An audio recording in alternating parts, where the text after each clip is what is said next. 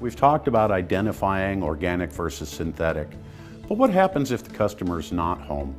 How do you tell if that red spot on the floor is organic or synthetic, a wine stain or a Kool-Aid stain? Sometimes we just can't make that out. We can't figure that out. So the rule of thumb is to always start with your oxidizer. Always start with your product that has the word stain in the name, because it's a less aggressive and it's a self-neutralizing product. So what we're going to do now is we're going to actually work on a red wine stain.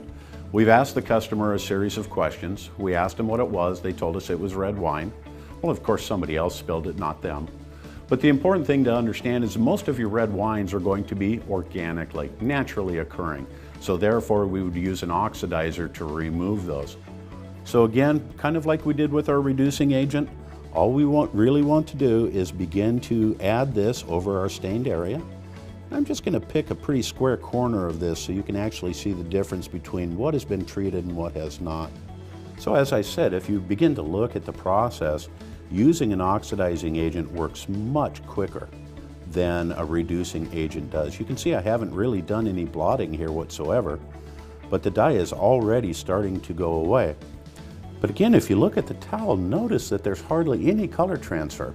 If you look at the difference between our reducer and our oxidizing agent, the oxidizing agent attacks that dye very, very quickly. By the time this product is actually dry, the peroxide base in this product has released its extra oxygen molecule and has just become water. So there's really nothing to rinse out of the carpet fiber itself.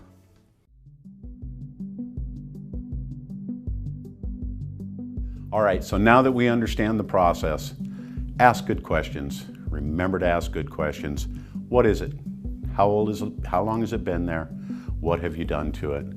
Now that we begin to understand identifying the stain itself, is it an organic? Is it a synthetic? Just remember, O for O, oxidize your organic dyes. S for S, strip your synthetic dyes. Simple and easy process. Ask your questions, identify the dye, use the correct product, and like I said, collect the money.